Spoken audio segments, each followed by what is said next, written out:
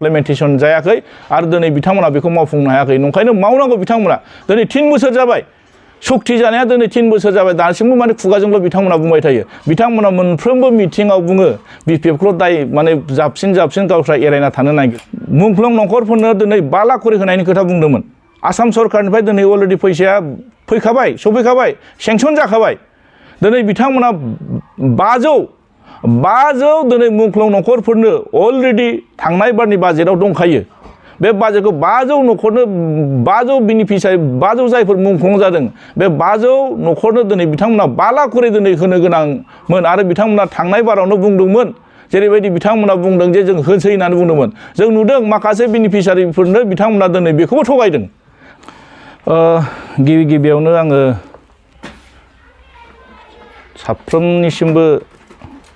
साफ्रोमबो social media नायगिरि रायजो राजानिसिम खुलुमनाय आरो अननायखौ जासिहरग्रोबाय दिनै दुखुनांथावना जों बे बाथ्राखौ बुंनांगोन बर्तमान बिटिआर सरकारनि जिथु खुंथाय बेबस्था बिथांमोना जेरैबायदिहै गावसोरखौ मोजां सरकार सालायदों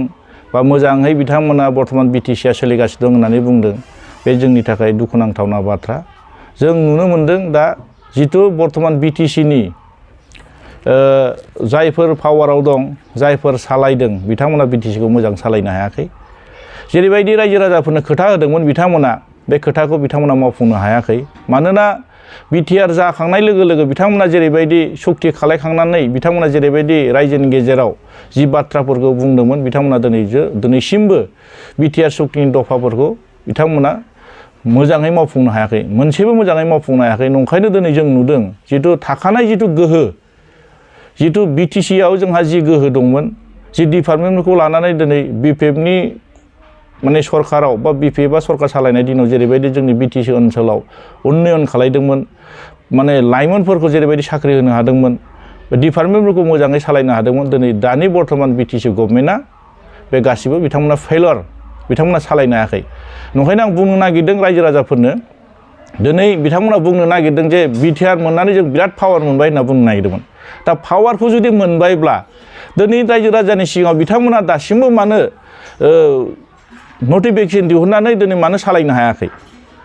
पावारफोरा दिनै मोनफानि उनाव मोनफा दिनै मानो गावसोर बेबहार खालायनो हायाखै नंखायनो आङो दिनै बिथांमोननि सरकारा जे फेइलार बेखौ आं रायजो राजानि गेजेराव फोरमायनो नागिरदों बिथांमोना नैबे देग्लाय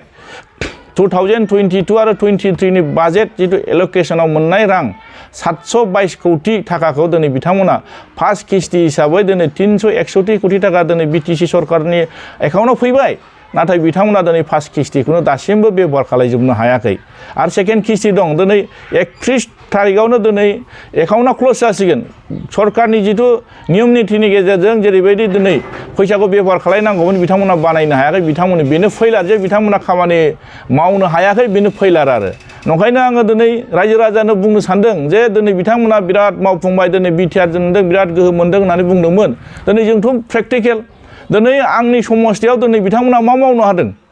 रनसि समस्ति हिसाबै मा मावनो हादों जिथु जों नुदों बिथांमोना मात्र मोनसेल' खामानि मावनो हादों कारापसन दुर्नीति बिथांमोना दिनै बुंदोंमोन जे बिपिएफनि दिनाव बिराद कारापसन जाबाय बिराद दुर्नीति जाबाय होननानै बुंदोंमोन दिनै बिथांमोना गावसोरखौसो परिचय होना लादों दा बर्तमान नोङो थां ब्लक अफिसाव थां दिनैनि थारिखआव जों मोनफ्रोमबो जुदि खामानिफोरखौ नायनो थाङोब्ला दिनै टेबोल मोनफ्रोमबो जुदि बिथांमोननो मोनसे कमिसन होआब्ला दिनै जोंनि फाइलफ्रानो दिनै मुभ जाया नंखायनो जों नुदों दिनै पिएमएवाइ न' बेनिफिसियारिफोरनाव थां बेनिफिसियारिफ्रा सानफ्रोमबो फैनानै जोंनो फोरमायफैयो बिसिनि बिसिडिसि चेयारमेननिफ्राय लानानै बिसिनि बिसिडिसि मेम्बारनिफ्राय लानानै 2000 निफ्राय 5000 हालागै बिसोर दिनै कालेक्सन खालायनानै दिनै बिसोरो आरो बेनिफिसियारिफोरखौ बिथांमोना दिनै न' लुनो होआखै दा दिनै बे पिएमएवाइ न'नि जिथु गाइडलाइना मा थिनदों जायफोर बेनिफिसियारि बिथांमोनासो लुनो मोननांगौमोन दा बिथांमोना बेनिफिसियारिफोरखौ बिथांमोना लुनो होआखै गावसोरनो सिगिनानै दिनै जायफोर मेम्बार जायफोर चेयारमेन बिथांमोना दिनै बेखौ लुबाय थानायखौ जों नुनो मोनदों बिराद बिदिनो कमप्लेन फैबाय थादों नंखायनो आङो बुंनो नागिरना बिसो जे बर्तमान बे बुस्थुआ दिनै कारापसना जाबाय थादों बिथांमोना नंखायनो बेनो फोरमान बिथांमोननि फेइलारा बेनो फोरमान आरो नंखायनो दिनैनि गेजेराव बिटिसि सरकाराव बिथांमोना बुंदोंब्लाबो मावनो हायाखै बिथांमोना दिनैसिमबो साख्रि सासेबो होनो हायाखै आरो बिथांमोना बुंदोंमोन थांनाय बारनि एसेम्बलिनि जेब्ला जों कुइसन खालायनायनि गेजेरजों बिथांमोना बुंदोंमोन जे नभेम्बर डिसेम्बरनि गेजेरावनो 3rd ग्रेड 4th ग्रेड गासै माने 1100 माने पस्ट दिनै भेकेन्सि दं आरो बे 1100 पस्टखौ जोङो नभेम्बर डिसेम्बरनि गेजेरावनो मोजाङै बिथांमोना एग्जाम फाथिनानै साख्रि होनायनि खोथा बुंदोंमोन दिनै खै मास बारलांखो दिनै बेनो मोनफा मोनफा फोरमान बिथांमोननि फेइलरा दिनै साख्रिखौ बिथांमोना सासेनोबो होनो हायाखै आरो नोंथाङा जिहेतु बेरेखा हान्जायाव दङ मा बुंगोन बे समाव गिबियावनो आङो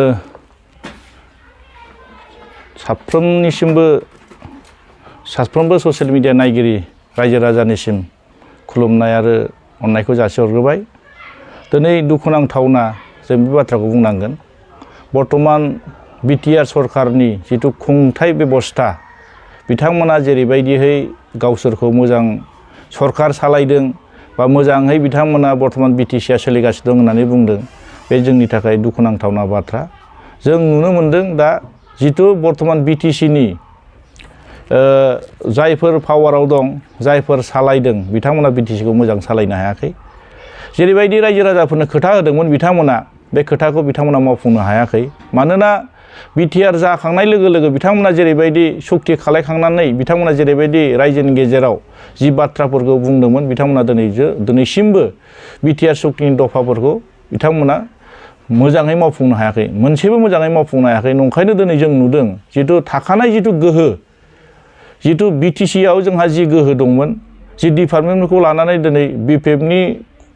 माने सरकाराव बा बिपिएफआ सरकार सालायनाय दिनाव जेरैबायदि जोंनि बिटिसि ओनसोलाव उन्नयन खालायदोंमोन माने लाइमोनफोरखौ जेरैबायदि साख्रि होनो हादोंमोन डिपार्टमेन्टफोरखौ मोजाङै सालायनो हादोंमोन दिनै दानि बर्तमान बिटिसि गभर्नमेन्टआ बे गासिबो बिथांमोना फेइलर बिथांमोना सालायनो हायाखै नंखायनो आं बुंनो नागिरदों रायजो राजाफोरनो दिनै बिथांमोना बुंनो नागिरदों जे बिटिआर मोननानै जों बिराद पावार मोनबाय होनना बुंनो नागिरदोंमोन दा पावारखौ जुदि मोनबायब्ला दिनै रायजो राजानि सिगाङाव बिथांमोना दासिमबो मानो नटिफिकेसन दिहुननानै दिनै मानो सालायनो हायाखै पावारफोरा दिनै मोनफानि उनाव मोनफा दिनै मानो गावसोर बेबहार खालायनो हायाखै ओंखायनो आङो दिनै बिथांमोननि सरकारा जे फेइलार बेखौ आं रायजो राजानि गेजेराव फोरमायनो नागिरदों बिथांमोना नैबे देग्लाय 2022 आरो 23 नि बाजेट जिथु एलकेसनाव मोननाय रां 722 कोटि थाखाखौ दिनै बिथांमोना फार्स्ट किस्ति हिसाबै दिनै 361 कोटि थाखा दिनै बिटिसि सरकारनि एकाउन्टाव फैबाय नाथाय बिथांमोना दिनै फार्स्ट किस्तिखौनो दासिमबो बेबहार खालायजोबनो हायाखै आरो सेकेन्ड किस्ति दं दिनै 31 थारिखआवनो दिनै एकाउन्टआ क्ल'ज जासिगोन सरकारनि जिथु नियम नितिनि गेजेरजों जेरैबायदि दिनै फैसाखौ बेबहार खालायनांगौमोन बिथांमोना बानायनो हायाखै बिथांमोननि बेनो फेइलार जे बिथांमोना खामानि मावनो हायाखै बेनो फेइलार आरो नंखायनो आङो दिनै रायजो राजानो बुंनो सानदों जे दिनै बिथांमोना बिराद मावफुंबाय दिनै बिटिआरजों बिराद गोहो मोनदों होननानै बुंदोंमोन दिनै जोंथ' प्रेक्टिकना जेरैबायदि जोंनि बिटिसिखौ उन्नयन खालायनांगौमोन खालायनो हायाखै आरो आं खावलायगोन दिनैनि बे नोंथांमोननि ससियेल मिडियानि गेजेरजों एनडिबिनि जेंनाया दासिमबो जोबाखै जायफोर दिनै सेंग्राफ्रा थै-थां जुजिनानै जेरैबायदि दिनै बिथांमोना सेक्रिफाइस खालायदोंमोन सेक्रिफाइस खालायनायनि दिनै बिथांमोना बेसेनखौनो मोनाखै बिथांमोना सम सम बुंनो नागिरो जे एनडिबिनि सेंग्राफ्रा फैसा मोनबाय 4 लाख थाखा मोनबाय होननानै दिनैसिमथ' एनडिबिफोरनि सेंग्राफोरनि जिथु 4 लाख थाखा होदों होआखै होननानै आं बुङा खिन्थु बिथांमोननो मोनसे दलिल सार्टिफिकेटल'सो होदों आरो बिथांमोननि एकाउन्टाव दिनैसिमबो बे 4 लाख थाखा गैया दिनै बिथांमोना बे दिनै 3 बोसोर जाबाय चेक होनाया सोरबा मोननाया आरो सोरबा दासिमबो मोनाखै माखासेयाथ' पुलिस भेरिफिकेसन पिरियडआवनो दाबो दं आरो दिनैनि थारिखआव होमब्ला दिनै 4 लाख थाखाखौ बहा सेंग्राफ्रा मोनखो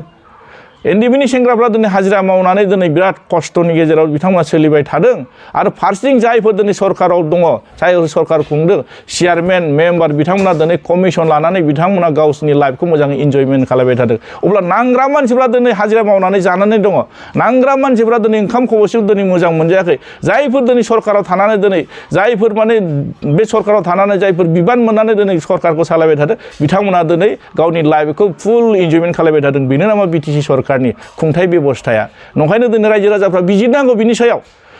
रायजो राजाफ्रा बिनि सायाव साननांगौ नंखायनो जों खावलायदों जिथु जोंनि जिथु गोहो बे गोहोआ गोहो हिसाबै थानांगौ जोंहा सिगां दंमोन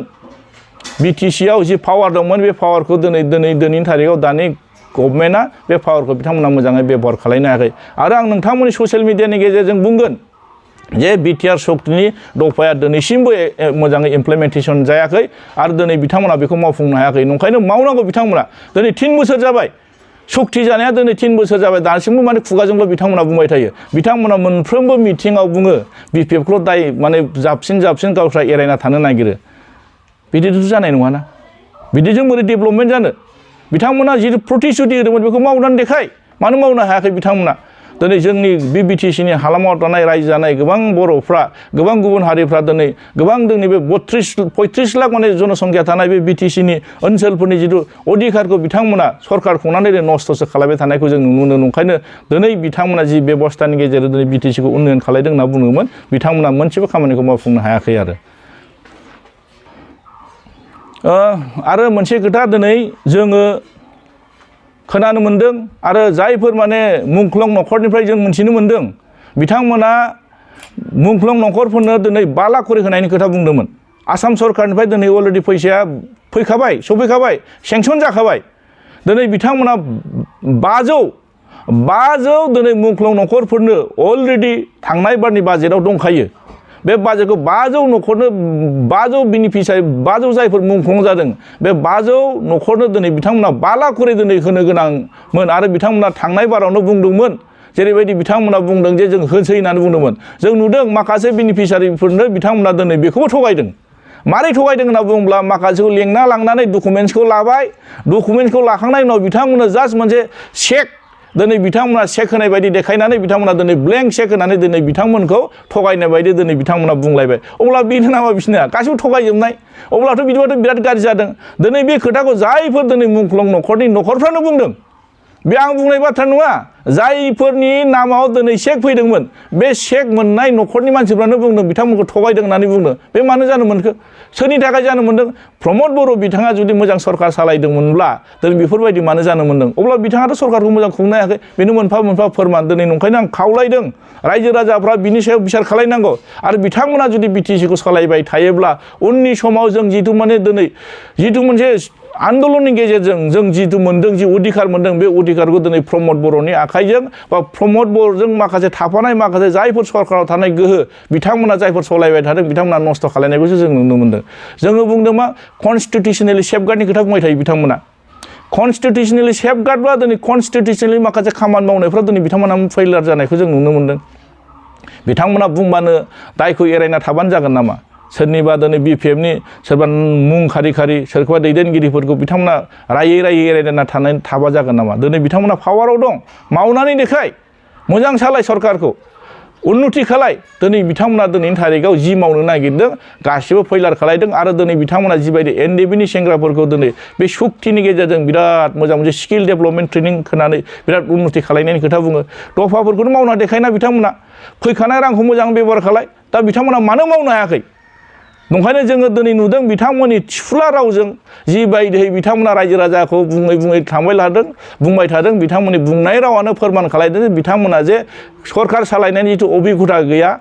सरकार सालायनायनि बिथांमोना जिथु रोंगौथि गैया दिनै रायजो